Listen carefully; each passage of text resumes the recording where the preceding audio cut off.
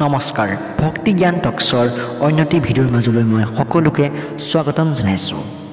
কৃষ্ণ আৰু লক্ষ্মীয়ে ভক্তৰ পৰীক্ষা ল'বলৈ বিভিন্ন ধৰ্মগ্ৰন্থ আৰু লোকৰ কাহিনী বহু ঘটনাৰ উল্লেখ আছে। মূলতঃ ভগৱান ভক্তৰ প্ৰেম, বিশ্বাস, ধৈৰ্য আৰু ত্যাগৰ শক্তি পৰীক্ষা কৰিবলৈ নানা ৰূপে পৰীক্ষা কৰি থাকে। কিছুমান প্ৰসিদ্ধ উদাহৰণ সুদামা কৃষ্ণৰ শৈশৱৰ বন্ধু। তিৰোতাৰ অনুৰোধত দুখীয়া অৱস্থাত সুদামা কৃষ্ণৰ ওচৰলৈ গ'ল, কিন্তু গৰীবৰ দশাৰ কথা ক'বলৈ লাজ পাই মাথো খাই কৰি চাউল উপহাৰ হিচাপে লৈ গৈছিল। কৃষ্ণই নিজে সেই সামান্য উপহাৰ লৈ অতি সন্তুষ্ট হ'ল।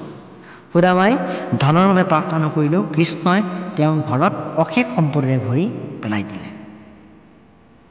উদাহৰণস্বৰূপে ভক্তই ধন পাওঁতে ঈশ্বৰক পাহৰি নাযায় নেকি? সেয়া লক্ষ্মীৰ মূল পৰীক্ষা।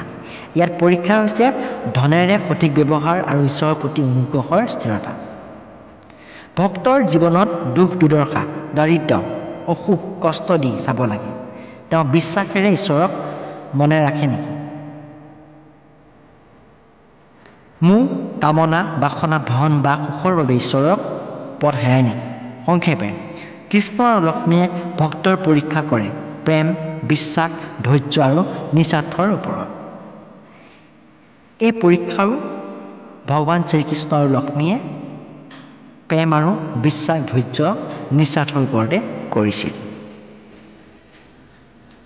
এতিয়া আমি ইয়াৰ পৰা গম পালোঁ যে সুদামাই কেতিয়াও তেওঁ গৰীবৰ কথা কোৱা নাছিল। কৃষ্ণৰ ওপৰত পূৰ্ণ বিশ্বাস আছিল। তেওঁ মোৰ দুখ জানি। ভক্তই ঈশ্বৰৰ সন্মুখত প্ৰাৰ্থনা কৰিবও পাৰে, কিন্তু কৃত্ৰিমতা নোহোৱাকৈ মূল কথা ক'ব লাগে। ঈশ্বৰৰ প্ৰেমৰ প্ৰতীক কৃষ্ণৰ আনন্দৰ কাৰণ আছিল ভক্তৰ সঁচা প্ৰেম। একমুঠি চাউল কৃষ্ণৰ বাবে অমূল্য সম্পদ। ইয়াত প্ৰকাশ পায় যে ঈশ্বৰৰ ভক্তিৰ গুণেৰে সন্তুষ্ট হয়, বস্তুৰ আকাৰ বা মূল্যৰে নহয়। জীৱনত দুখ দুৰ্দশা থাকিলেও ভক্তিয়ে ঈশ্বৰক মৰমেৰে স্মৰণ কৰিব লাগে।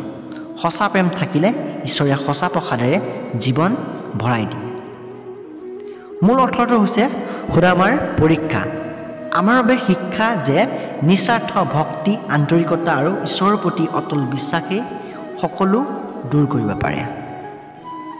এইটোৱে আছিল আমাৰ মূল কাহিনীটো। মূল কাহিনীটো যদি আপোনালোকে ভাল পালে নিশ্চয়কৈ কমেণ্ট এটা কৰিবা। ধন্যবাদ।